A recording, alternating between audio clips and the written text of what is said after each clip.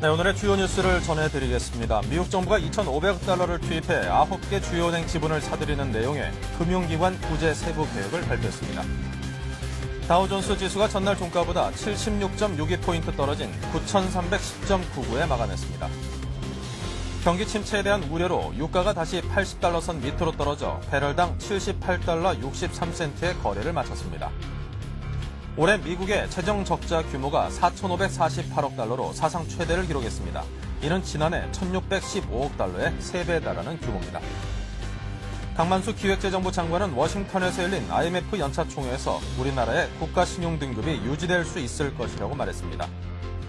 정부는 건설업체들의 분양가를 내리는 자구 노력을 전제로 금융지원에 나서기로 했습니다. 옛 대우전자인 대우일렉트로닉스의 매각 작업이 재개됐습니다. 미국과 러시아 기업들이 인수위지가 강한 가운데 3년 이상 끌어온 매각 작업이 마무리될지 주목됩니다. 해외 주식형 펀드의 환매 랠리가 본격화되면서 지난 7월 이후 3조 원 가까이 설정 잔액이 줄었습니다. 특히 중국과 브리스 지역의 설정액이 크게 감소했습니다. 네, 안녕하십니까. 출발 센 증시의 임동석입니다. 어제 사상 최대폭으로 뛰어올랐던 뉴욕 증시가 하루 만에 다시 하락세로 반전됐습니다. 유럽 각국의 사상 최대 규모의 유동성 투입 발표에 이어서 미국 재무부가 2,500억 달러 규모의 구제금융을 투입해서 은행 주식 매입에 나설 것이라는 소식이 나오면서 개장 초 폭등세로 출발을 했었는데요. 하지만 결국 마감은 소폭 하락세로 마감을 하고 말았습니다. 자, 시간이 흐를수록 단기 폭등에 따른 차익 매물이 늘어나서 하루 동안 다우지수의 변동폭이 무려 700포인트에 달하는 등 극심히 불안정한 모습을 보였죠. 아직까지 시장의 불안감이 가시기에는 시간이 좀 더 걸릴 듯 보입니다. 자, 전체 그 글로벌 증시에 관한 상황을 알아보겠습니다. 이트레이드 증권 해외 PB센터 남은호 센터장과 이야기 나누겠습니다. 안녕하십니까? 네, 안녕하십니까? 네. 자, 뉴욕 증시가 오랜만에 활짝 웃었는데 이 단기 폭등에 따른 차익 매물이 많이 흘러나왔나 보지요. 네. 결국 전날보다 76.70포인트가 하락을 했습니다. 오늘 새벽 미국 증시 어떻게 마감됐습니까? 네, 미국 증시가 내리긴 했는데요. 그렇게 네. 나쁜 편은 아니었습니다. 그리고 왜냐하면 내린 종목도 있었지만 오른 종목도 적지 않았기 때문에 분위기는 괜찮았다고 보여집니다. 우선 차트를 보시면 다우가 9,700까지 반등을 했었습니다. 그랬다가 다시 한 3시쯤, 오후 3시쯤 내려와서 조금 회복하면서 마감을 했습니다. 결론적으로는 한 0.77% 내외로 내리면서 마감을 했습니다. 우선 그 급등세 출발 후에 차익 실현이 있었고요. 경기 침체에 대한 우려감 이런 것들이 있었습니다. 그래서 이제 소매나 기술주들이 내렸는데 여기에는 소매나 기술주들이 좀 하락을 했습니다만 금융주들이 상승하면서 마감을 했습니다. 어쨌든 결론적으로는 미국 증시는 괜찮은 조정이었다 이렇게 분석이 되어집니다. 네, 비록 하락하긴 했습니다만 시장의 어떤 급락세 자체는 어느 정도 진정되는 기미가 보인다라는 그런 평도 있는데요. 자, 미국 정부가 구제 금융의 첫 집행을 발표했습니다. 시장에서 어떻게 반응했나요? 네, 아시는 대로 어제 미국이 구제 금융의 첫 집행을 발표했습니다. 우선적으로 금융권에 우선주에 2,500억 달러를 매입한다고 했습니다. 근데 이런 것들은 이제 신문에 자세히 나오지는 않고는 있지만 이러한 내용들은 괜찮은 것 같습니다. 우선 시티은행이 지원 신청을 했고요. 앞으로 3년 동안 5%의 배당을 주는 등 아주 조건은 정부의 우호한 점, 만약에 이 금융사태가 안정이 된다면 정부에는 좀 우호적인 수익을 낼 수도 있는 그런 쪽으로 발표가 나오고 있습니다. 그리고 어젯밤에 또 그 아침에 상승을 오전장의 강세를 유지할 수 있었던 배경은 뭐냐면 연방예금공사가 신규 발행에 대한 모든 채권에 대해서 지급 보전을 해주겠다는 그런 얘기를 했습니다. 그리고 이제 세 번째 또 호재가 있는데 라이보가 이틀째 하락을 하고 있습니다. 그래서 투자 심리에 상당히 도움이 되고 있고요. 달러 가뭄에도 달러를 무제한 지금 공급하고 있기 때문에 달러 가뭄에도 진정세가 되고 있습니다. 네. 자, 그렇다면 이런 시장의 반응에 대해서 또 이런 정책 집행에 대해서 그 주요 당국자들의 발언은 어떤 식으로 나오고 있는지 궁금한데요. 네, 우선 그 재무장관 폴슨 장관은 기업과 소비자 간의 자금 조달을 막으면 안 된다. 무조건적으로 기업과 소비자에게 자금은 공급해야 된다. 이렇게 강하게 얘기를 하고 있습니다. 그리고 벤 버냉키 의장은 이번 조치로 신뢰 회복, 금융위기에 대한 신뢰 회복은 경기 회복은 어느 정도 기대해 볼 수 있다 이렇게 얘기를 하고 있습니다. 어쨌든 이제 미국 증시에 대해서 몇 가지 말씀드려 보면은 지금 미국 증시에서 얘기하고 있는 거는 초점은 이겁니다. 두 가지인데요. 첫째는 이 severity, 이 심각성이 어느 정도 될 것인가. How bad is bad? 그러니까 얼마나 심각한 것이 심각한 것인가 이렇게 얘기를 하고 있고, 지금 투자자들은 두 발을 다 담그고 있지는 않습니다. 그래서 두 발을 다 담그기에는, 전적으로 담그기에는 좀 위험하다. 그래서 이제 오늘 조정도 나온 것 같고요. 어쨌든 그 위기의 심각성을 어떻게 해석하느냐 이 문제하고요. 그다음 두 번째 문제는 뭐냐 하면 이 주가 가치에 대한 그 attractive, 가치 평가에 대해서 상당히 매력적이다 이렇게 보고 있습니다. 그래서 이 두 가지가 이제 상존하고 있는 그런 상황인 것 같습니다. 어쨌든 이제 어제 증시를 보면은 다 내린 것은 아니고 조정을 받았는데 상당히 괜찮은 조정이었다 이렇게 이제 전체적으로 평가를 내리고 있습니다. 네. 자, 전일 아무래도 역동적으로 움직인 것은 아무래도 미국 증시보다는 아시아 쪽의 움직임이 보다 또 역동적이었다고 보여지는데요. 네, 그렇죠. 자, 아시아 증시에 관한 정리를 해보죠. 네, 어제 아시아 증시가 상당히 재밌었습니다. 어제 네. 일본 증시가 니케이 지수를 보면 9,000을 회복을 했습니다. 니케이 지수가 14.2%나 올랐고요. 이것은 일본의 일일 기준 58년째 가장 큰 상승폭이라 할 수 있는데요. 우리가 보면은 58년이라고 하면 한 사람의 인생이라고 할 수도 있습니다. 이렇게 긴 시간 동안에 가장 큰 폭으로 상승했다는 것이 일본 증시 아주 좋은 점이었고요. 왜 이렇게 일본 증시가 갑자기 급등을 했느냐, 뭐 이런 부분에 대해서는 여러 가지가 이제 여러 가지 이제 이슈가 있겠지만, 첫 번째는 이제 그것이 외부적인 변수하고 내부적인 변수가 있는데요. 우선 내부적인 변수를 먼저 보면은 일본이 그 소형 은행에까지 지원 방안을 검토를 하고 있습니다. 그러니까 대형 은행만 구제한다는 게 아니고 중소형 은행까지도 지원을 검토를 하고 있습니다. 그러니까 미국하고 조금 틀리죠. 미국은 이제 지금 중소형 은행들이 조금 파산을 하고 있는 그런 상황인데, 일본은 소형 은행까지 구제하겠다 이렇게 얘기를 하고 있는데, 그 배경은 뭐냐면 지난주에 98년 된 중형 보험사가 파산 신청을 했습니다. 예. 그렇기 때문에 이제 그런 부분들까지 굉장히 오래된 역사를 가진 그 금융상까지 쓰러지는 걸 보니까 그래서 구제해야 되겠다, 뭐 이런 얘기도 있었고, 증시 부양책도 발표를 했습니다. 뭐냐면 정부의 보유 주식 매각을 중단하겠다. 그러니까 정부가 갖고 있는 물량은 시장에 내놓지 않겠다 이런 발표를 했고요. 그다음에 세 번째는 이제 자사주 매입 규제를 완화하겠다. 그러니까 이제 기업들이 마음대로 자기 자사주에 대해서 확신 있는 기업들이 자사주를 매입하니까 투자 심리에 상당히 안정을 줄 수 있는 거죠. 이런 것들이 어제 세 가지가 이제 내부적으로 일본 국내 증시에서 내부적으로 나오고 있고요. 이제 외부적으로는 뭐냐 하면 이런 얘기는 이제 언론에 잘 안 나오는 얘기인데, 일본 정부도 미국 정부와 같이 이 달러를 무제한 공급하겠다 이런 얘기를 하고 있습니다. 이게 네. 뭐 미국이 이제 헬리콥터로 달러를 뿌리겠다 이런 이제 뭐 얘기도 나오고 있는데, 일본 정부도 은행에 달러를 무제한 공급하겠다 이렇게 얘기를 하고 있습니다. 외환 보유고로 보면은 중국이 제일 많이 갖고 있고요. 일본이 그다음에 외환 보유고가 뭐 2, 3위 정도 되는데, 일본 정부는 많이 갖고 있지만 일본 은행들은 아무래도 자금 압박에 시달릴 것으로 있기 때문에 일본 정부가 은행에 달러를 무제한 공급하는데, 미국과 일본의 그 스왑 거래로 인해서 공조를 하겠다 이겁니다. 그래서 이런 부분들이 이제 일본 증시에 국내외적으로 되면서 어제 일본 증시가 거의 역사상 최고 폭이라 할 수 있을 만큼 14.2% 올라서 마감을 한 것 같습니다. 네. 자, 이번 금융위기를 맞아서 일본 정부에서 적극적인 어떤 시장 개입을 하겠다라는 그런 의지가 읽힌 것에 대한 시장의 반응인 듯 싶습니다. 무려 14.2%가 상승을 했는데요.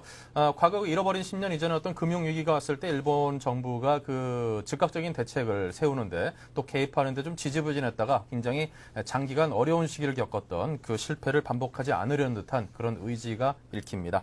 자, 지금까지 글로벌 증시에 관한 정리를 들어봤습니다. 이트레이드 증권 해외 PB센터 남은호 센터장이었습니다. 고맙습니다. 감사합니다.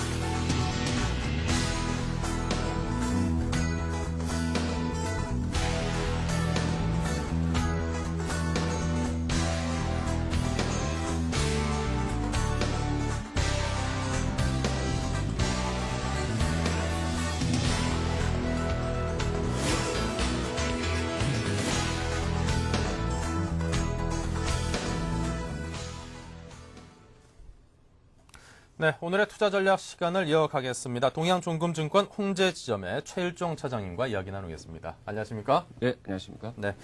자, 어제 장이 상당히 급등하면서 모습이 좋았습니다. 사이드카까지 발동될 정도로 굉장히 급등장을 이끌었는데요.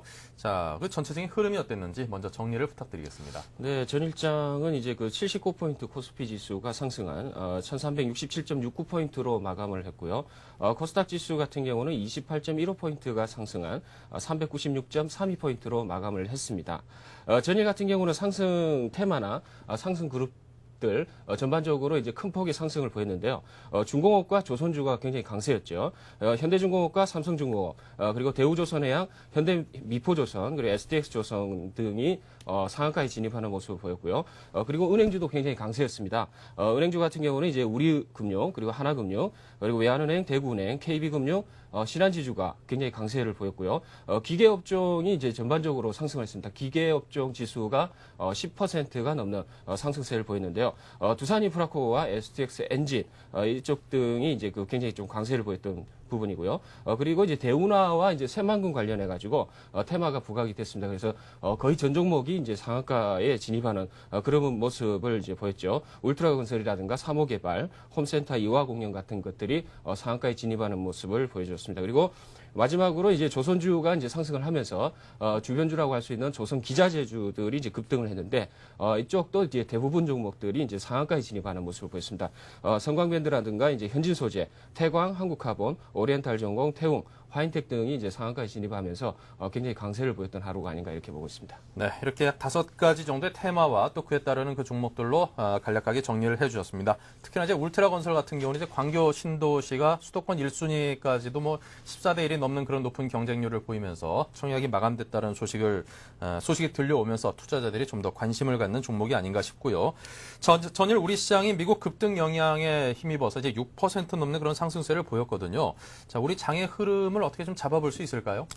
네, 전일에 이제 우리 국내 시장이 이제 미국 영향을 좀 많이 받았죠. 네. 미국이 11%가 이제 상승을 하면서 우리 시장도 종가가 이제 그 굉장히 많이 이제 상승을 하는 그런 모습을 보여줬는데 실질적으로 6%가 넘는 상승세를 보였는데 금융주와 낙폭과대 대형 우량주 그리고 조선주와 중공업주 그리고 건설주의 이제 상승세가 돋보였던 하루가 아닌가 이렇게 보고 있습니다. 그래서 그동안 우리 시장에서 이제 계속해서 억눌렀던 대외 악재라고 할 수 있는 이 글로벌 각국의 이제 그 공조 효과 그런 부분이 이제 그 세계적으로 이제 그 효과를 발휘하면서 금융시장에서 어느 정도 탄력을 받으면서 상승을 마감을 했는데 다우 지수 같은 경우는 8일 연속으로 하락했던 부분이 낙폭과대 인식을 받으면서 큰 폭으로 상승을 했던 부분이고요.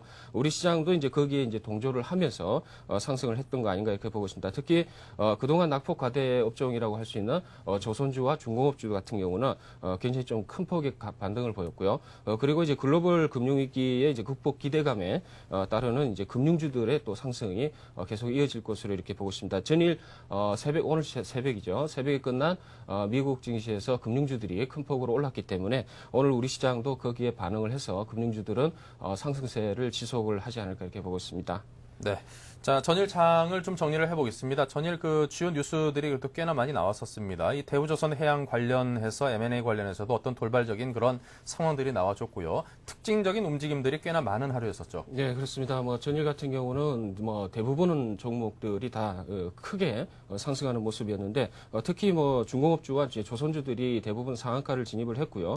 그리고 주변주가 이제 조선 기자재주인데 이러한 종목들도 대부분 이 상한가에 진입하는 모습을 보였습니다. 또한 국정감사차에 그 이집트를 방문한 국회 외교통상통일위원회 감사반들의 이제 수에즈 운하 방문 이러한 걸 계기로 해서 이 새만금이라든가 이제 그 대운하 관련주들이 대부분 상한가에 진입하는 그런 모습을 보였고요. 그리고 이제 그 중국이 그동안 굉장히 좀 많이 빠졌던 부분인데 이러한 부분이 이제 금융 이제 전 세계적으로 금융 공조 효과가 나타나면서 상승하는 그런 계기를 통해 가지고 그동안 우리 시장에서도 굉장히 좀 낙폭 과대에다가 소외를 받았던 중공업주와 철강주 그리고 이제 그 조선주들이 굉장히 큰 폭으로 상승을 했던 뭐 그런 모습 모습을 보였는데 특히 이제 그 대우조선 인수 관련해 가지고 포스코하고 이제 GS 컨소시엄이 일단 결렬이 됐죠. GS가 이 그 가격 이견으로 인해서 일단은 이제 빠져나오면서 GS가 상한가에 진입하는 그런 또 특징도 이제 나타났습니다. 그래서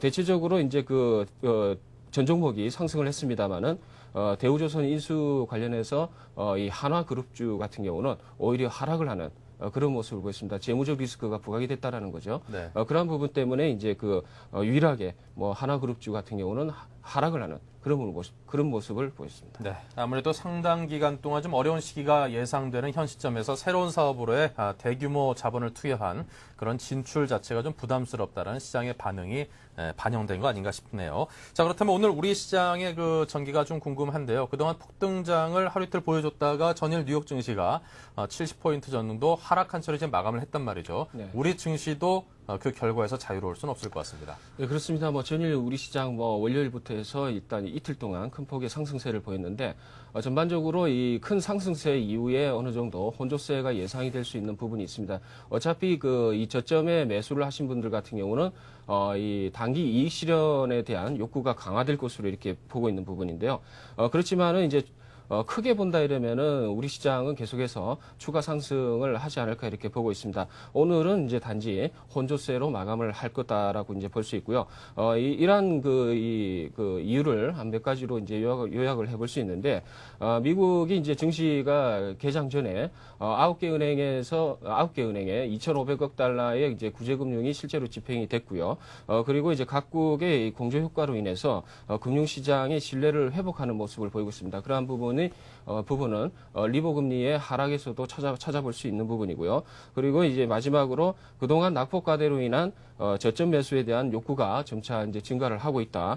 이렇게 볼 수 있습니다. 그동안 우리 시장에서 제일 문제가 됐던 부분이 이제 금융시장의 이제 신뢰 회복이 이제 굉장히 문제가 됐었는데 전일 상승 추세가 이제 계속해서 상승 추세가 이제 유지가 될 수 있을 가능성이 있습니다만은 이런 이제 저점에서 이제 200포인트가 상승하는 이러한 이제 상황에서는 어느 정도 혼조세가 연출될 가능성이 크다. 그래서 오늘 같은 경우는 다소 혼조세 마감이 좀 이루어질 가능성이 좀 크다라고 볼 수 있습니다. 네, 혼조세 마감을 예상을 하셨습니다. 자, 전체적인 지수대는 어느 정도 선에서 움직일 걸로 보십니까? 일단 결론적으로 한 10포인트 하락한 1,350포인트대가 되지 않을까 이렇게 보고 있는데 일단은 이제 혼조세로 이제 보고 있기 때문에 장중 고점을 1,380에서 1,400선 사이를 어느 정도 장중 고점을 형성하지 않을까 이렇게 보고 있습니다. 그래서 대체적으로 이제 이 1,400 크게 보면 1,430에서 1,450포인트대가 크게 보면은 이제 저항대라고 볼 수 있습니다. 그래서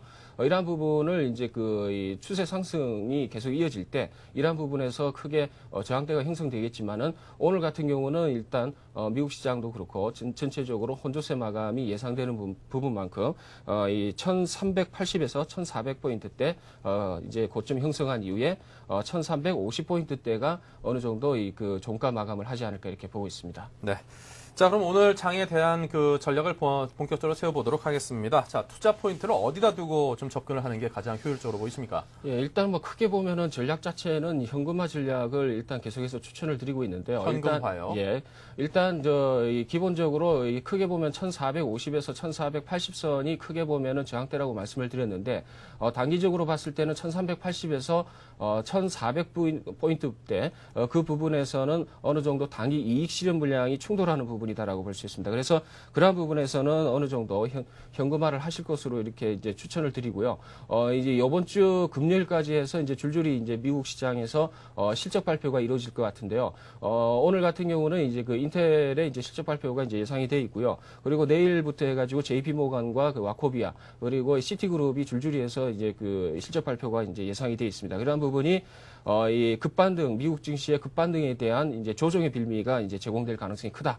따라서 우리 시장에서 이러한 부분이 어느 정도 반영이 된다라고 봤을 때는 이번 주의 금요일까지는 어느 정도 혼조세가 예상이 되는 부분이기 때문에 조금 이제 현금화 전략을 이제 추천을 드리고 우리 증시가 이제 상승을 갖다가 보이지 않고 반락을 한다고 하더라도 1,300에서 1,340선에서는 어느 정도 저점 형성이 가능하다. 따라서 이제 저점 매수를 세 번에 나눠서 이제 저점 매수 하시는 전략을 추천을 드리고요.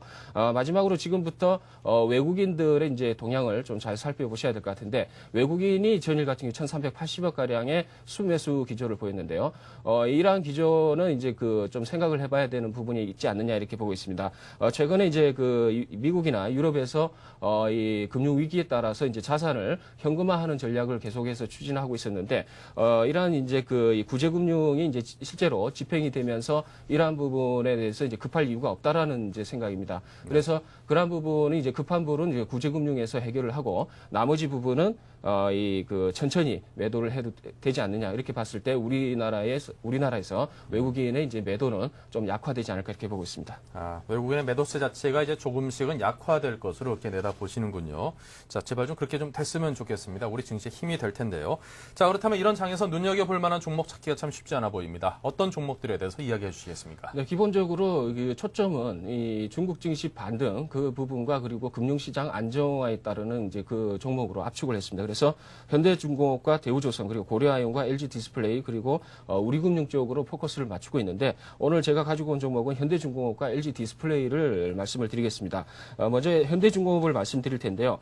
최대의 낙폭과대에 이제 그 초점이 맞춰져 있죠. 네. 거기다가 이제 중국 증시가 추가적으로 상승 기대 심리가 좀 충분히 지금 나오고 있습니다. 이러한 부분에 이 중국 관련주에 대한 이제 상승 테마 그런 부분이 충분히 나올 수 있고요. 그리고 대우조선 인수 관련해 가지고 이 결과에 따라서 주가가 이 방향이 바뀔 것으로 이렇게 보고 있습니다. 만약에 이 성공을 하게 된다면은 재무적 리스크가 이 부각이 되기 때문에 어느 정도 하락을 할 것으로 이렇게 보고 있습니다. 그래서 전략은 매수가는 22만 5천 원에 일단 접근을 하시고요. 목표가는 27만 원 정도까지 지금 일단 제시를 해드리겠습니다. 손절가는 이러한 부분이 이제 그 재무적 리스크가 부각이 되는 부분에서 20만 원 선에서 일단은 손절을 하시는 쪽으로 이렇게 추천을 드리고요. 네. 그다음에 LG 디스플레이 같은 경우는 3분기 실적이 굉장히 좀 양호하게 나왔습니다. 영업이익이 2,536억이 나왔기 때문에 계속해서 이제 실적 호조세가 지속이 된다. 그리고 높은 생산 수율 확보와 원가 경쟁력 확보 노력이 계속되기 때문에 이러한 추세는 4분기까지 계속 이어질 것으로 보고 있습니다. 그래서 매수가는 27,000원 부근으로 지금 제시를 해드리겠고요. 그리고 목표가는 35,500원, 그리고 손절가는 25,000원 정도 수준까지 제시를 해드리겠습니다. 네, 자 이렇게 해서 현대중공업과 LG디스플레이 두 종목에 관해서 이야기를 해주셨습니다. 자, 특히나 현대중공업 같은 경우는 지금 굉장히 관심사죠. 그 대우조선 해양의 인수와 관련해서 그 인수 후보자로 유력한 후보자로 있는데, 자, 두 가지 뭐 한계점은 좀 있는 것 같습니다. 그 기업 오너의 어떤 정치적 입지에 따른 한계가 분명히 있어 보이고요. 그리고 업계 전체에 대해서 너무 한 기업이 독식하는 거 아니냐라는 그런 인식에 대한 한계가 좀 있어 보이는데, 하지만 그 뚜껑은 또 열어봐야지 알 것 같습니다. 지금 온갖 변수들이 터져나오고 있기 때문에요. 워낙 큰 M&A 대물이라서 자, 결과에 따라서 상당히 많은 주가의 등락이 있을 것으로 예상이 되고 그에 따라서 접근을 하시기 바랍니다. 자, 지금까지 동양종합금융증권 홍제점에 계시는 최일종 차장님과 이야기 나눴습니다. 고맙습니다. 감사합니다.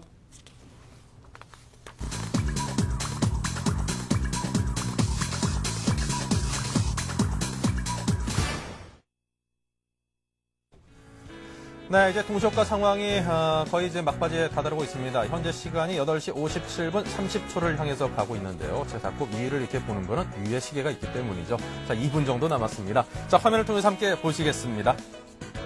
자, 먼저 거래소 쪽으로 가볼까요? 지금 보시는 것처럼 약간의 혼조세가 예상이 되는 것보다도 약간의 하락세가 예상이 됩니다. 지금 보시는 것처럼 대부분의 종목들이 3%에서 4% 정도의 그런 하락세로 출발할 것을 짐작해주는 그런 대목입니다. 삼성전자 2.86%, 포스코 4.52%, 한국전력 2.25%의 하락세이고요. 현대중공업 2.60%, 신한지주 마이너스 4.52%, LG전자 역시 마이너스 2.33%로 대부분의 종목들이 약 2에서 4% 정도의 하락세를 보이고 있습니다. 자, 그나마 좀 낙폭이 좀 커 보이는 것은요. 하이닉스 같은 경우가 4%가 좀 넘어 보이고요. 한일시멘트가 4.51%, 쌍용양유가 5.98%로 시멘트나 레미콘 관련 종목들의 움직임이 그다지 좋지 않아 보입니다. 자, 그 반면에 영풍 같은 경우는 그나마 좀 좋은 모습을 보이면서 2.82% 정도의 상승세를 보이고 있지요. 자, 영풍 같은 경우에는 그래도 뭐 부동산 자산도 상당히 꽤나 있는 그 회사지요. 저희 강남 쪽에 가보면 논현동 쪽에 사옥도 있고 이래저래 강남 쪽에 꽤나 많은 부동산을 보유하고 있는 것으로 알려진 자산주로 분류가 되고 있습니다. 자, 계속해서 코스닥 쪽의 움직임도 한번 살펴보겠습니다. 자, 코스닥 역시 별반 다르지 않습니다. NHN이 마이너스 2.20%, 태용이 마이너스 0.81% 하락세를 보이고 있고요. 성광밴드, 조선기자재 관련 부분에 좋다라고 말씀을 해주시는 분들이 꽤나 있는데, 하지만 오늘 출발 장세는 그다지 좋지 않습니다. 성광밴드 마이너스 3.13%, 다음이 마이너스 4.10%, 키움증권이 마이너스 4.04%, SK컴퓨터가 마이너스 3.02%의 하락세를 보이고 있고요. 자, 요즘 게임 관련 종목들이 상당히 좋다라는 평을 받고 있습니다. 네오이즈 게임즈가 플러스 12.75%의 상승세를 보이고 있고요. 자, 게임 관련해서 또 좋아 보이는 회사가 이제 게임 관련 전문주는 아니지만 온미디어 같은 경우도 온라인 게임 사업에 진출을 한 것이 요즘 들어서 굉장히 좋은 실적을 거두고 있다라면서 게임 사업 부문 관련해서 상당히 좋은 호평을 받고 있다는 걸 여러분께서 참고하시길 바랍니다. 개구리 중사 캐로로인가요? 만화 캐릭터를 활용한 캐로로 온라인 게임을 발매한 것이 상당히 시장에서 좋은 반응을 얻고 있다는 그런 소식이 있으니까 자, 그 부분에 대해서 한번 종목을 리서치해보는 게 상당히 투자에 도움이 될 것으로 보입니다. 주가도 상당히 많이 내려있는 상태이고요. M&A 관련 테마로도 분류가 될 수 있을 것 같습니다. 자, 이제 장이 이제 막 개장을 했는데요. 자, 시초가를 중심으로 이야기를 이어가겠습니다.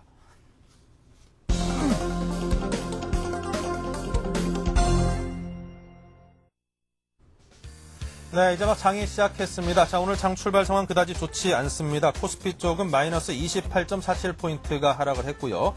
코스피는 마이너스 4.81%가 하락을 했습니다. 종합주가지수 1339포인트로 1340선 아래로 내려와 있습니다. 자, 개별 종목들로 살펴보면요. 포스코가 마이너스 4%, 신한지주 마이너스 3.93%로 4% 가까운 하락세를 보이고 있고요. 두산중공업 역시 마이너스 3%입니다. 자, 그리고 영풍만이 1.59% 상승세를 보이는 가운데 SKC, 쌍용, 양회, 한일, 시멘트, 그리고 금호타이어 등등 대부분의 종목들이 약 3% 안팎의 하락세를 보이고 있습니다. 자, 코스닥 쪽도 살펴드리겠습니다. 자, 코스닥 역시 별반 다르지 않은 분위기인데요. NHN이 마이너스 2.86, 태용이 마이너스 2.70, 성광밴드, 조선기자재 부분이 별로 좋지 않네요. 여러 가지 그 기계 이음새를 생산하는 분야인데요. 자, 성광밴드가 마이너스 4.84%이고, 코미팜이 마이너스 2.88, 평산 마이너스 3.24, 유진기업 역시 시멘트 관련주와 마찬가지로 레미콘 대표 종목으로서 현재 마이너스 3.65%의 하락세를 보이고 있습니다.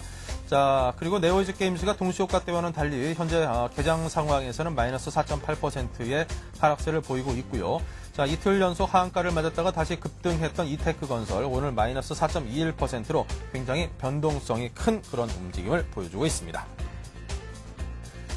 자, 이 시각 출발 상황을 좀 더 자세하게 정리를 해보겠습니다. 현대증권 투자분석부의 류용석 팀장을 연결하겠습니다. 안녕하십니까? 네, 안녕하십니까? 네, 이 시각 출발 상황 정리해 주십시오. 예, 주식시장이 어제 상승세를 이어가지 못하고 오늘은 초장부터 30포인트가량 하락한 1336포인트 정도로 거래를 시작하고 있습니다.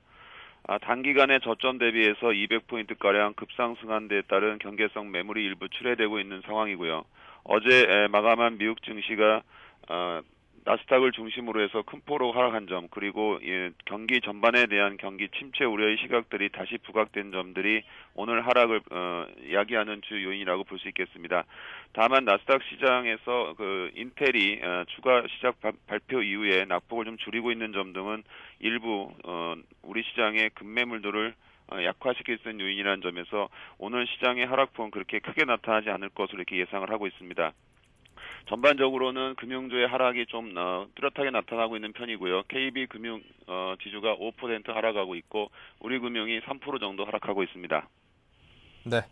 자, 그렇다면 오늘 장에 대해서 어떻게 시각을 가져가고 또 어떤 식으로 접근하는 게 가장 좋아 보이나요? 예, 지금 각종 언론 지상에 나오는 뉴스들을 종합해 보면 이번에 있었던 전 세계적인 국제적인 금융구제 조치에 대한 평가는 서로 엇갈리는 부분들이 아직까지도 많은 것 같습니다. 보는 시각에 따라서 평가가 엇갈릴 수 있는 점은 이해될 수 있는 부분인데요. 물론 이제 주식시장에서 볼 필요가 있다고 생각이 됩니다. 즉 구제금융 조치가 있었던 경우와 있지 않았던 경우를 나누어 생각해보면 조금 답을 좀 찾기는 쉬울 듯한데요. 그렇다면 점에서 이번에 공조를 그렇게 부정적으로 폄하할 이유는 없다고 보여집니다.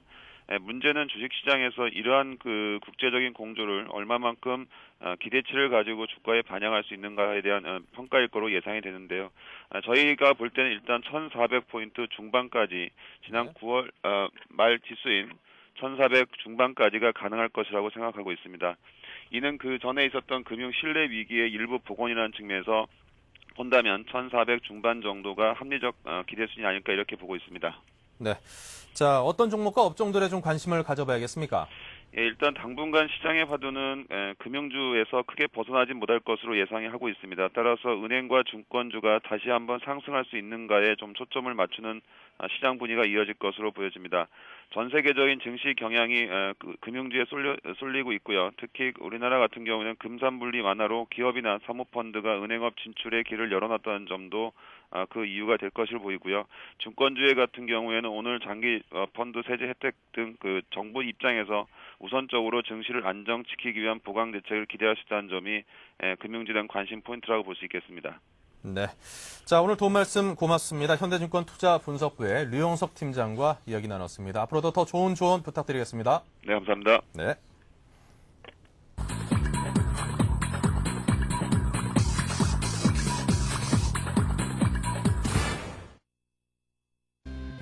안녕하십니까. 10월 15일 오늘의 서울경제 주요 뉴스 브리핑입니다. 미국 정부가 구제금융 대책을 내놨습니다. 2,500억 달러를 투입해 9개 은행의 지분을 사들인다는 게 주요 내용입니다. 이번 조치가 전 세계 금융시장 안정에 전환점이 될지가 주목됩니다.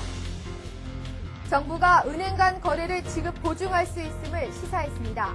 강만수 기획재정부 장관은 14일 정부가 필요할 경우 국내 은행의 해외 차입금에 대해 지급 보증을 하는 방안을 검토하겠다고 밝혔습니다. 포스코가 대우조선해양 인수전에 단독으로 참여하기로 했습니다. 산업은행이 동의한다면 입찰 자격을 유지할 수 있다는 판단이 작용했습니다. 하지만 경쟁자인 하나가 포스코의 입찰 참여에 반대한다고 밝혀 산업은행은 고민에 빠졌습니다. 내년 한국 경제의 성장률이 3%대에 그칠 것이라는 전망이 이어지고 있습니다. 기획재정부가 내년도 예산안에 제시한 5%와는 큰 차이가 나는 셈입니다. 정부가 내년 경제 성장률 전망치를 하향 수정하는 게 불가피해 보입니다. 저축은행들이 잇따라 예금금리를 상향 조정하고 있습니다. 일부 저축은행의 1년 만기 정기예금 금리는 연 7.8%까지 올랐습니다. 이를 복리로 계산하면 연 8%를 넘는 수준입니다. 시중은행들의 금리 인상으로 자금이 이탈하는 것을 막기 위한 조치로 풀이됩니다. 국내 전자업계는 내년 경영기조를 긴축적으로 방향을 잡고 있습니다. 삼성전자와 LG전자는 내년 투자 규모를 올해보다 줄일 것이라고 밝혔습니다. LG 디스플레이어도 내년 시설 투자 규모를 올해 절반에도 못 미치는 2조 원 아래로 줄일 계획입니다. 삼성전자가 불공정 거래 논란에 휩싸였습니다. 지난 2006년 노르웨이의 한 업체와 휴대폰용 인터넷 브라우저를 국내 독점으로 계약했기 때문입니다. 이러한 계약은 자칫 국가나 휴대폰 산업에 손실을 안겨줄 수 있다는 점에서 우려를 낳고 있습니다. 검찰이 불법 사채와 청부폭력을 근절하기 위해 두 팔을 걷어붙였습니다. 서울중앙지검은 최근 심각한 사회 문제를 떠오르고 있는 불법 사채와 청부폭력을 연말까지 집중적으로 단속하겠다고 14일 밝혔습니다. 이상 오늘의 서울경제 주요 뉴스 브리핑이었습니다.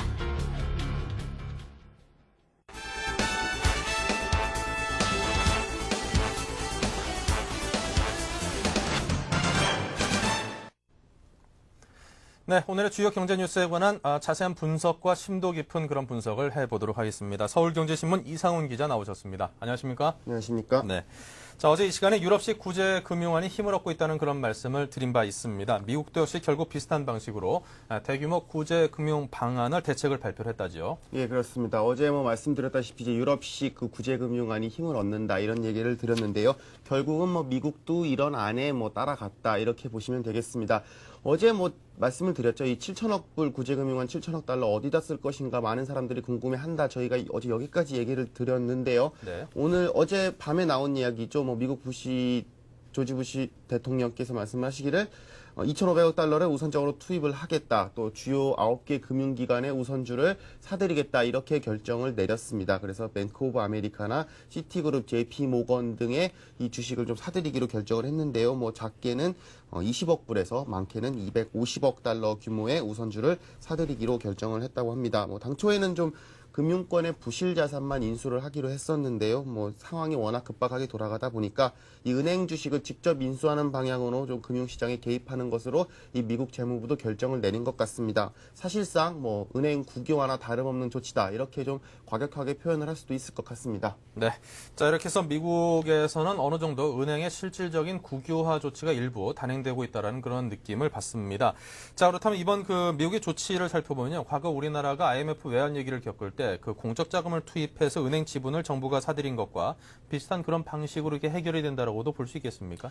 그렇게 볼 수도 있으실 거예요. 아마 여러분들 10년 전 기억이 좀 나실 텐데요. 당시 네. 우리나라 뭐 이제 은행들 이렇게 퇴출되고 뭐 정부가 직접 매입을 하거나 아니면 다른 은행들을 약간 좀 반강제적으로 매입을 하게 하거나 뭐 이런 방식들이 있지 않았습니까? 뭐 미국도 사실상 그런 방식이라고 뭐 크게 본다면 보실 수 있으실 겁니다. 뭐 금융산업 근간이죠. 은행은 이 은행을 살리겠다는 강력한 메시지를 정부가 전해줬다 이렇게 볼 수 있을 겁니다. 이 은행은 기존의 이 투자은행들과는 조금 다릅니다. 이 뭐 JP 모건이나 이런 뱅크 오브 아메리카 같은 곳은 뭐 골드만삭스나 메릴 린치 혹은 이번에 뭐 문을 닫은 리먼 브라더스와는 달리 이런 방금 전에 말씀드렸던 이런 곳은 엄연한 증권사죠. 엄밀히 말해서 증권사는 이 투자로 돈을 날려도 사실 스스로 좀 책임을 져야 된다는 개념이 좀 있습니다. 우리나라도 마찬가지죠. 이 증권사 쓰러진다고 해서 뭐 딱히 뭐 우리나라 금융시장 전체에 미치는 파급 효과까지는 생각을 잘 하지 않습니다. 그래서 이 리먼 브라더스가 쓰러지고 또 메릴 린치가 넘어가도 뭐 미국 정부에서 그달리 별다른 대책을 내지 않았던 이유가 바로 요 부분에 있습니다. 지금도 이제 미국 국민들은 그때 손을 쓰지 않은 정부를 원망하기보다는 이 무리한 투자를 한 미국의 월가 투자은행들을 원망하는 분위기가 있습니다. 하지만 은행은 좀 다릅니다. 다시 IMF 우리나라 시절을 좀 생각을 해보면은 이제 은행이 뭐 문을 닫음으로 해서 뭐 좀 찬바람에 막 많은 사람들이 은행 문 앞에 셔터문을 닫은 앞에 줄을 서서 네. 예금을 찾겠다고 아우성을 친 좀 쓰라린 기억이 있지 않습니까? 이런 부분을 미국 정부도 아마 가장 크게 우려를 한 것 같습니다. 어디까지나 은행은 금융의 근간이고 은행이 흔들리면은 국가의 존망 자체도 흔들릴 수 있다는 위기감 속에서 정부가 긴급히 은행 지분을 사들이기로 했다. 이렇게 말씀드릴 수 있을 겁니다.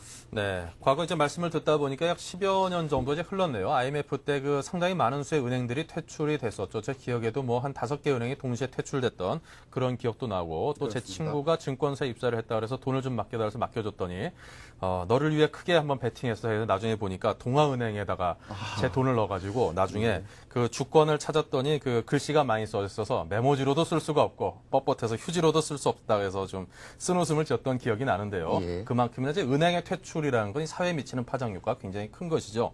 자, 그렇다면 이번 조치로 어떤 과거의 그 금융 위기가 어느 정도 일단락 될 수 있는 것인지 아니면 뭐 아직까지 이제 뭐 넘어야 될 산이 많다라고 보는 시각도 있는데 어떻게 보십니까? 네, 뭐 일단 단기적인 분위기는 좋습니다. 어제 뭐 다우존스가 막판에는 조금 내렸지만 처음 초반에는 굉장히 좋지 않았습니까? 뭐 그저께는 사상 최고 수준의 뭐 폭등세도 연출을 했고요. 하지만 또 일부에서는 이 지금부터 시작이다 이런 목소리도 나오고 있습니다. 다시 또 우리나라 IMF 때를 생각해보지 않을 수가 없습니다. 당시 또 은행을 살리고 또 일부 소비 진작을 시키는 차원에서 경기 부양을 시켰죠. 하지만 뭐 결과적으로는 좀 카드채 사태 이런 것도 터졌고요. 좀 그 고통이 꽤 오래 이어진 경험이 있습니다. 뭐 미국도 사정은 그리 다르지 않은 것 같습니다. 이 주택 가격이 하락되고요. 또 기업 실적이 악화되는 등 이런 좀 안 좋은 일들이 계속되고 있기 때문에 당분간 좀 실물 경제의 추락을 좀 되돌릴 수는 없을 거라는 우려가 좀 나오고 있습니다. 여기에 또 은행을 또 사실상 국유화를 하지 않았으니까 이런 부분에 있어서 또 향후 또 금융에 대한 정부의 과도한 규제에 대한 우려도 나오지 않을 수 없는 부분이고요. 또 주주 이익 침해 등에 대한 또 부작용도 우려되는 부분이라고 할 수 있겠습니다. 네. 자, 그리고 정부가 은행 거래에 이제 지급 보증을 검토하고 있다는 그런 소식도 들려오고 있던데요. 이는 뭐 어떤 유럽 정부가 시행키로 한 것과 상당히 좀 유사한 점이 많다라는 그런 느낌이 드네요. 네, 그렇습니다. 어제죠. 이 강만수 기획재정부 장관이 이 IMF 연차 총회차 워싱턴을 방문했다가 뭐 뉴욕에 또 이 무디스나 S&P를 들르러 갔습니다. 이 길에 이제 특파원들과 간단하게 간담회를 가졌는데요. 이 자리에서 이 강만수 장관이 밝힌 내용입니다. 이 은행 간 거래에 대해서 정부가 지급 보증에 동참할 가능성을 시사를 했습니다. 이 자리에서 강만수 장관이 이렇게 얘기를 했습니다. 이 은행 간 거래에 대한 정부의 지급 보증에 동참할 가능성을 시사하면서 아직까지 큰 문제는 없지만 향후 국제금융 시장의 상황에 따라서 좀 어느 정도 개입할 가능성도 있다. 또 다른 나라는 정부 보증을 서는데 한국만 하지 않을 경우 어떤 액션을 취할지 좀 봐야 한다. 이렇게 얘기를 했습니다. 또 은행들 같은 경우도 정부의 이 같은 요구를 하는데 좀 일조를 했는데요. 어제 강정원 국민은행장이죠. 네. 함께 이 IMF 연차 총회에 참석을 했는데 이 자리에서 이 앞으로 정부의 지급 보증이 없으면은 이 은행 간 자금 시장 거래에 돈이 들어가지 않을 것이다. 또 한국만 하지 않을 경우 이 한국의 은행들은 단기 달러 자금을 빌리지 못할 것이다. 이런 좀 우려를 했습니다. 뭐 이 자리에서 또 강만수 장관이 또 신용 등급에 대한 이야기도 살짝 했습니다. 네. 무디스나 S&P 등을 방문을 했는데 뭐 이 자리에서 강만수 장관이 뭐 우리나라 은행들은 건전성을 유지하고 있고 또 기업 부채도 낮은 이건 튼튼한 상황이기 때문에 당분간 뭐 국가 신용 등급에는 문제가 없을 것이다. 이런 좀 안심스러운 이야기를 내비치기도 했습니다. 네. 자, 그렇다면 이러한 조치들로 인해서 그동안 상당히 그 우려가 됐었던 부분이죠. 외환 유동성 위기도 어느 정도 한 고비를 넘었다고 평가할 수 있을까요? 뭐 일단은 그렇게 보실 수 있으실 겁니다. 어제 뭐 달러가 장중 1,100원대까지 내려갔다가 또 살짝 올라가는 모습들도 보였고요. 일단 국내 이 달러 기근이 해소될 조짐을 보이고 있습니다. 뭐 외화 때문에 사실 지난주 참 힘들었습니다만 이제 좀 숨통이 트이는 분위기입니다. 3개월분 리보 금리죠. 이쪽이 어제 4.63%로 이 그제까지는 4.75%인데 반해서 이 연 이틀 하락세를 유지를 했습니다. 이 그저께 0.07%포인트 내린 데 이어서 오늘은 0.12%포인트 내린 것입니다. 이 앞으로도 하락폭이 계속 커질 여지가 있다. 뭐 이렇게 볼 수 있을 겁니다.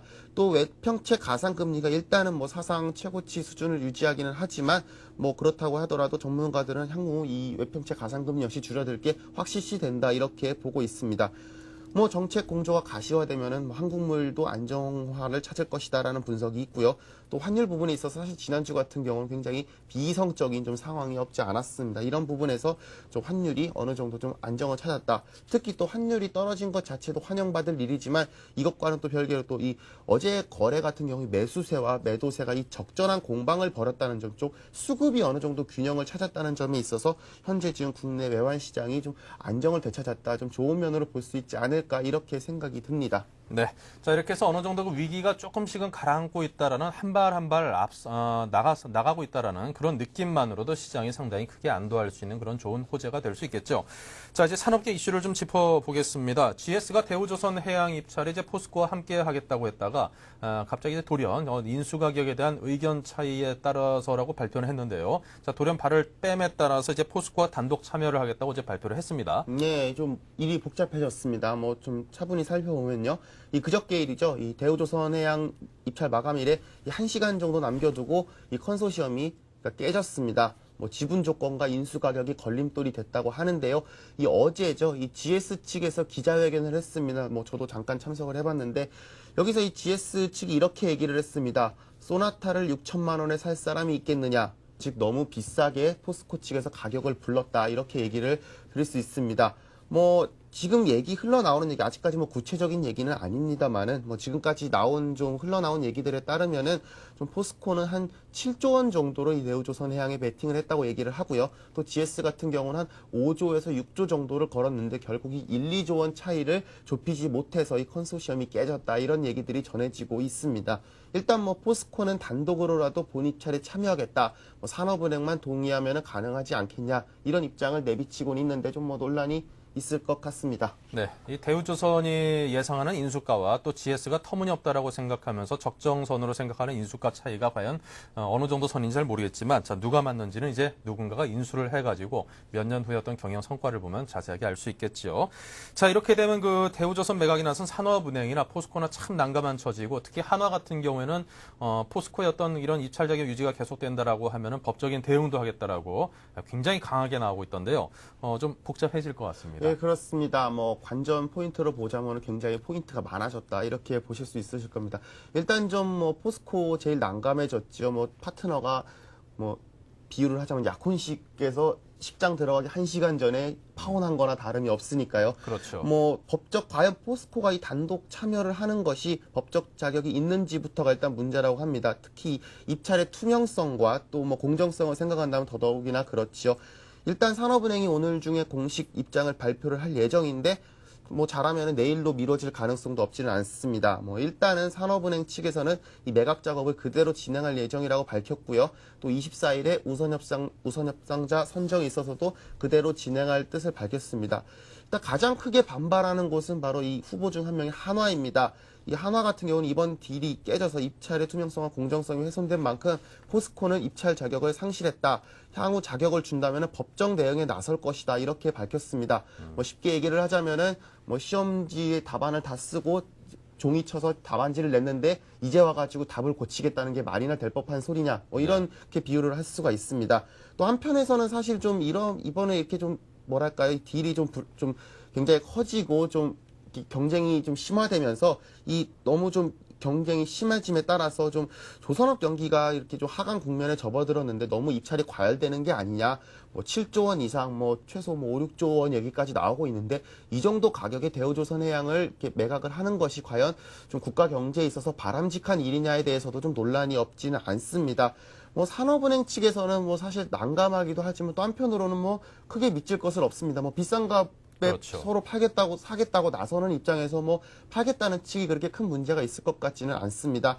그래서 또 일부에서는 이런 얘기도 있습니다. 뭐 이번 딜은 파는 측이 높은 가격을 받기 위해서 진행되는 만큼 뭐 포스코 입찰 자격이 뭐 유지되더라도 이 법적 논란이 될 가능성이 그렇게 크지 않다. 뭐 이렇게 보고 있는데요.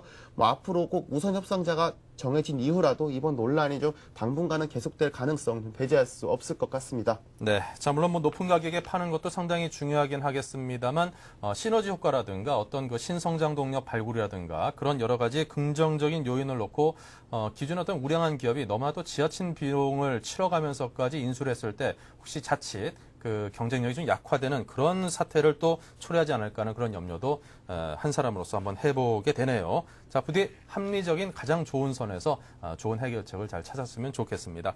자, 지금까지 뉴스 따라잡기 서울경제신문 이상훈 기자와 함께했습니다. 고맙습니다. 고맙습니다.